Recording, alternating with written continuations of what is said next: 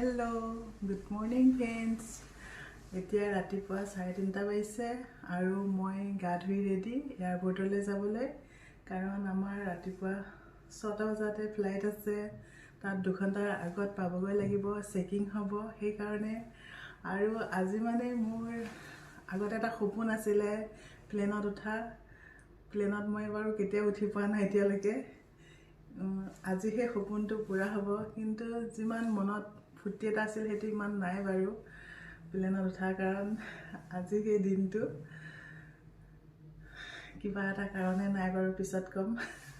এতিয়া মই চব ক'ব নোৱাৰোঁ। আপোনালোকক চাই থাকিব আজি মোৰ জাৰ্ণিটো কেনেকুৱা হয়, আৰু আপোনালোকক মই হায়দৰাবাদৰ গোটেইখিনি দেখুৱাবলৈ চেষ্টা কৰিম। মই হায়দৰাবাদ গৈ আছোঁ। ৰাতিটো আমি ৰুমত কটোৱাৰ পিছত এতিয়া এয়াৰপৰ্টলৈ ওলাই আহিছোঁ ৰুমটো এৰি।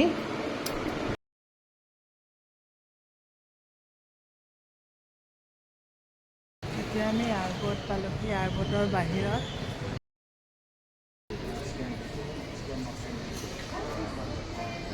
এতিয়া আমাৰ বৰ্ডিং পাছ উলিয়াই।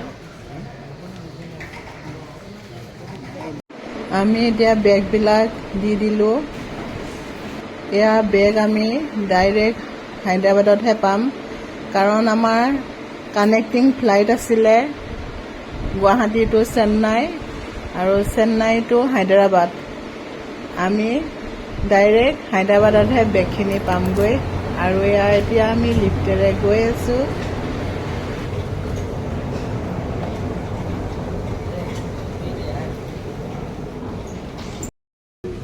আমি 2 ঘণ্টাৰ আগতে আহিছোঁ ফ্লাইট লেণ্ডিং হোৱাৰ, কিন্তু অলপো ৰখিবলৈ সময় নাই।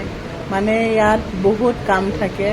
সেই কামখিনি কৰাৰ পিছত এতিয়া ইয়াত লাইন হ'বলৈ আহিছোঁ আৰু এয়াৰ ফ্লাইটত বহি ল'লোঁ। এতিয়া বাহিৰৰ আপোনালোকক কিছুমান চিনেৰী দেখুৱাই যাম মাজে মাজে। বেছিকৈ ইয়াত ভিডিঅ' বনাব পৰা নাযায়, বেছি ফ্লাইট মোডত থ'ব লাগিব। মই ফ্লাইট মোড কৰি ভিডিঅ' বনাই গৈছিলোঁ আৰু ইমানেই ভাল লাগিছিল যেন কপাহৰ এখন কাৰ্পেট তাত পাৰি থোৱা হৈ আছে, তাৰ মাজেৰে প্লেনখন গৈ আছে।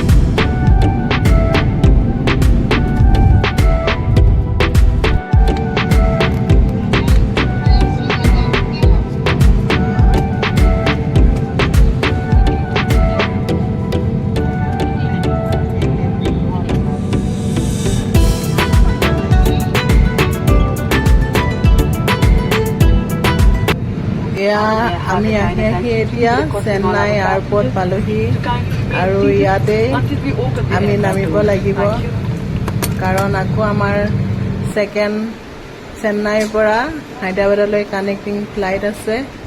এয়া চেন্নাই এয়াৰপৰ্ট হয়, বহুতেই ধুনীয়া এয়াৰপৰ্টৰ ভিতৰত আৰু বহুত ডাঙৰ এয়াৰপৰ্টটো।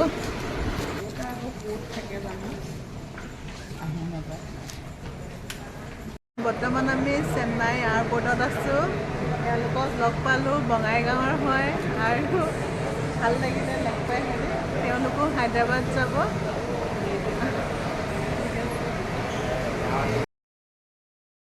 মোবাইলটো মানে নেটটো খোলা যোৱা নাছিলে। ভাইটি এটা লগ পালোঁ, এওঁলোকৰে হয়, তেওঁ ঠিক কৰি দিলে। মানে বেলেগত আহিও মানে অসমীয়া মানুহ লগ পালে বহুতেই ভাল লাগে সঁচাকৈ। আৰু মোৰ যিটো কাম মই পৰা নাছিলোঁ আৰু কাকো সুধিবলৈ মোৰ উপায় নাছিলে, তেওঁ কৰি দিলে, সেইকাৰণে মোৰ বহুতেই ভাল লাগিলে। আপোনাকো লগ পাই ভাল লাগিল। থেংক ইউ, ভাল লাগিল। Thank you. ভাল লাগিছে, বহুত ভাল লাগিছে।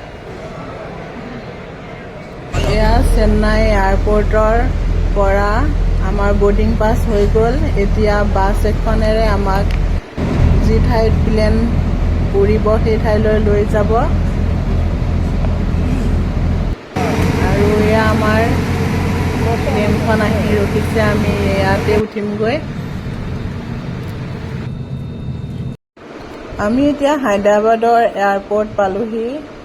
আৰু এয়াৰপৰ্টটো বহুতে ডাঙৰ আছিল, সেইকাৰণে তাত কিছুমান গাড়ী চলিছিলে সৰু সৰু এয়াৰপৰ্টৰ ভিতৰতে আপোনাক বাহিৰলৈ লৈ যাবলৈ। আৰু মই তেনেকুৱা এখন গাড়ীতে উঠি আহি আছোঁ এতিয়া।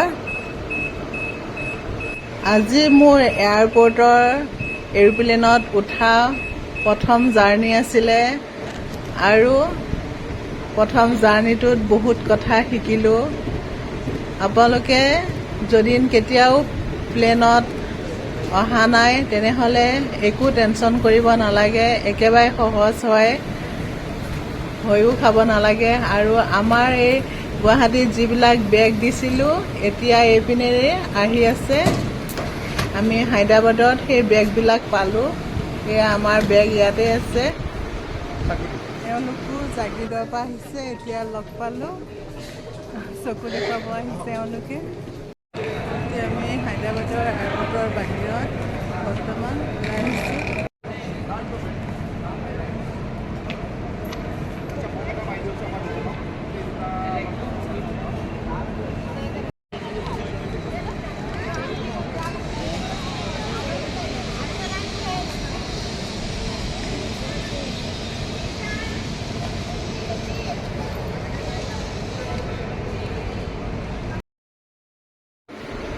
এতিয়া 2টা বাজি গ'ল। বহুতেই ভোক লাগিছে। এয়াৰপৰ্টৰ ভিতৰত বেকাৰীবিলাক আছে, কিন্তু তাত খাব নোৱাৰি, তাত বহুতেই দাম। একাপ চাহৰ দাম তাত 240 টকা, এটা সাধাৰণ পেটিছৰ দাম 390 টকা। আৰু আমি তেনেকৈ ইমান দাম দি খাবও নোৱাৰোঁ। সেইকাৰণে আপোনালোকে পৰাপক্ষত বাহিৰৰ পৰাই খোৱা বস্তু লৈ যাব লগত, তেতিয়া বহুতেই সুবিধা হয়। যিসকলে মানে মোৰ নিচিনা প্লেনত কেতিয়াও অহা যোৱা কৰা নাই, সেইসকলৰ কাৰণেহে কৈছোঁ দেই। মই সদায় আহি থকা সকলৰ কাৰণে বাৰু কোৱা নাই, কাৰণ ময়ো প্লেনত এইবাৰ ফাৰ্ষ্ট টাইম আহিছোঁ। সেইকাৰণে সকলো বস্তুৱেই মই ভালকৈ চাইছোঁ, তাত কেনেকুৱা কি ধৰণৰ। আৰু আপোনালোকে এদিনো কলৈকো নোযোৱা নেদেখা জেগালৈও যাব পাৰিব। বহুত ইজি প্ৰচেছ আছে, তাত সকলো তেওঁলোকে দেখুৱাই দিব কোনপিনে কেনেকৈ যাব লাগে। আৰু ময়ো তেনেকৈ আহিছোঁ। আৰু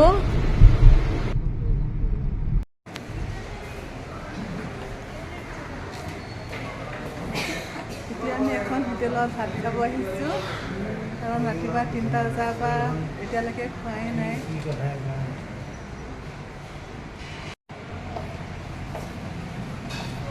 আৰু ইয়াত আহিয়ে আমাৰ অসমৰ ফিলিং আহি গৈছে, দেখিছে আপোনালোকে ইয়াৰ চকা। মোৰ বহুত ভোক লাগিছে। এতিয়া ভাতৰ অৰ্ডাৰ দিলোঁ, মোৰ ভাত আহি গ'ল। বাটাৰ চিকেন এয়া ধুনীয়াকৈ দিছে, আৰু বাটাৰ পনীৰ। এতিয়া খাই লওঁ ভালকৈ, কাৰণ ৰাতি মই ক'ত খাব লাগে বা ক'ত থাকিব লাগে একো গম নাপাওঁ।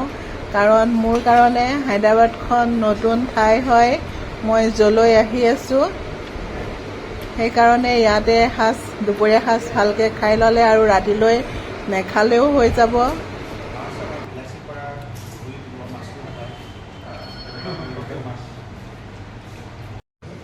এয়া অসমৰ ভণ্টি এজনী লগ পালোঁ, তেওঁ ইয়াতে এয়াৰ ইণ্ডিয়া এক্সপ্ৰেছৰ ষ্টাফ নমস্কাৰ আপোনালোকৰ লগত লগ কৰি বহুত ভাল লাগিছে মোক বহুত ভাল হয় মই ভাত খাই আকৌ টেক্সি এখন বুক কৰিলোঁ এতিয়া মই হায়দৰাবাদৰ LV প্ৰসাদ আই ইনষ্টিটিউটলৈ গৈ আছোঁ সেইখন চকুৰ কাৰণে এখন বহুত ভাল হস্পিটেল বুলি শুনা পাইছোঁ আৰু তালৈকে গৈ আছোঁ ইয়াত মানে আপোনালোকে কেতিয়াও যদি অহা নাই তেতিয়াও কোনো অসুবিধা নহয় কাৰণ এয়াৰপৰ্টৰ পৰা ওলাই তাত টেক্সিবিলাক ৰখি থাকে আৰু সেই টেক্সিক ক'লেই হ'ল আপোনালোকক যি ঠাইতে আপুনি যাব বিচাৰে তালৈ লৈ যাব আৰু ময়ো তেনেকৈ এতিয়া আহি আছোঁ টেক্সিত উঠি আজি দেখুওৱা নহ'ব কাৰণ আহি আহি আমাৰ সন্ধিয়া হ'বৰে হ'ল ইয়াত 7টা বজালৈকে মানে পোহৰে হৈ থাকে আমাৰ ইয়াৰ অসমতো আজিকালি 5:30 আন্ধাৰ হৈ যায় ঠাণ্ডা দিন বুলি আমি হস্পিটেলৰ ওচৰতে ৰুম ল'ম লজ বা হোটেলৰ ৰুম যি পাওঁ আমাৰ কাৰণে যিটো ছাফিচিয়েণ্ট সেইটোকে ল'ম ইয়াত শুনিছোঁ 500ৰ পৰা ষ্টাৰ্ট হয় ৰুমবিলাক ছিংগুল ৰুম 500ও পাব 700টো পাব তেনেকৈ পাই যায় নিজৰ সুবিধা অনুযায়ী পায় আৰু হোটেলবিলাক 2000 1500 2500 তেনেকেই পায় হোটেলৰ ৰুমবিলাক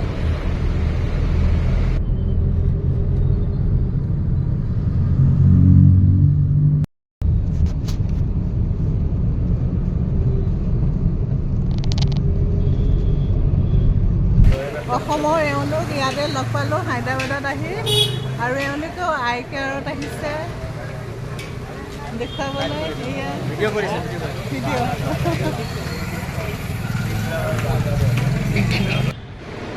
এয়া আমাৰ হস্পিটেলৰ ওচৰতে ৰুম পালোঁ এয়া ৰুমৰ ওপৰৰ পৰা মই আপোনালোকক বাহিৰৰ ভিউটো দেখুৱাইছোঁ আৰু মই ভিডিঅ'টো ইমানতে সামৰোঁ আজি